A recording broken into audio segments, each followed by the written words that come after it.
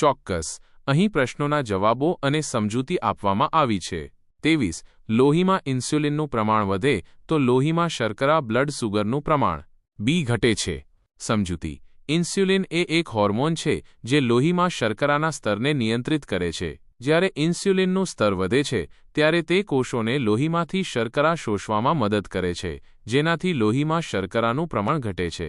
24. કયું હોર્મોન આપણને ખાવાનું બંધ કરવાનો સંકેત આપે છે? સી. કોલેસાઇસ્ટોકેનિન CKK. સમજૂતી. કોલેસાઇસ્ટોકેનિન CKK એક હોર્મોન છે જે આંતરડા દ્વારા ઉત્પન્ન થાય છે જ્યારે ખોરાક નાના આંતરડામાં પહોંચે છે. તે મગજને સંકેત આપે છે કે પેટ ભરાઈ ગયું છે, જેનાથી ખાવાનું બંધ કરવાની ઈચ્છા થાય છે. 25. નીચેનામાંથી કયું કેન્દ્ર ઉદ્દીપ્ત થવાથી પ્રાણીને ભૂખનો અનુભવ થાય છે? બી. Lateral hypothalamus. સમજૂતી. લેટરલ હાઇપોથેલેમસ મગજનો એક ભાગ છે જે ભૂખને નિયંત્રિત કરે છે. જ્યારે આ કેન્દ્ર ઉત્તેજિત થાય છે ત્યારે પ્રાણીને ભૂખ લાગે છે. 26. નીચેનામાંથી કયું કેન્દ્ર ઉદ્દીપ્ત થવાથી પ્રાણીને ક્ષુધાતૃપ્તિનો અનુભવ થાય છે? બી. વેન્ટ્રોમીડિયલ હાઇપોથેલેમસ. સમજૂતી. વેન્ટ્રોમીડિયલ હાઇપોથેલેમસ મગજનો એક ભાગ છે જે સંતોષને નિયંત્રિત કરે છે. જ્યારે આ કેન્દ્ર ઉત્તેજિત થાય છે ત્યારે પ્રાણીને પેટ ભરાઈ ગયું હોય તેવો અનુભવ થાય છે.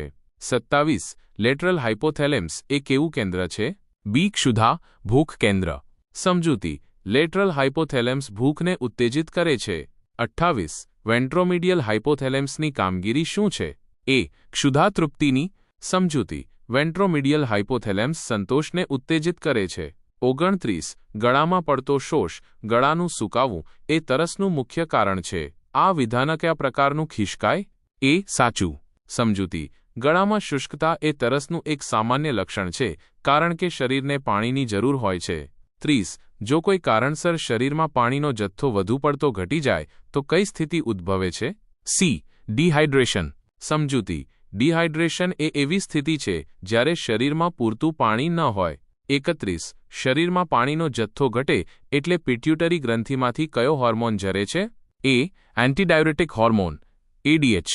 સમજૂતી. એન્ટીડ્યુરેટિક હોર્મોન ADH કિડનીને શરીરમાં પાણી જાળવી રાખવામાં મદદ કરે છે. 32. કયા પ્રકારના ચેતાકોષોમાં ડિહાઇડ્રેશન થતા ચેતાપ્રવાહ મજ્જા સંદેશ ઉત્પન્ન થાય છે? બી. ઓસ્મોરિસેપ્ટર્સ. સમજૂતી. ઓસ્મોરિસેપ્ટર્સ એ ચેતાકોષો છે જે શરીરમાં પાણીના સ્તરમાં ફેરફારને શોધી કાઢે છે. 33. શરીરમાંથી પાણીનો જથ્થો ઘટે એટલે લોહીના ઘનત્વમાં પણ ઘટાડાની શરૂઆત થાય છે. આ સ્થિતિને શું કહે છે?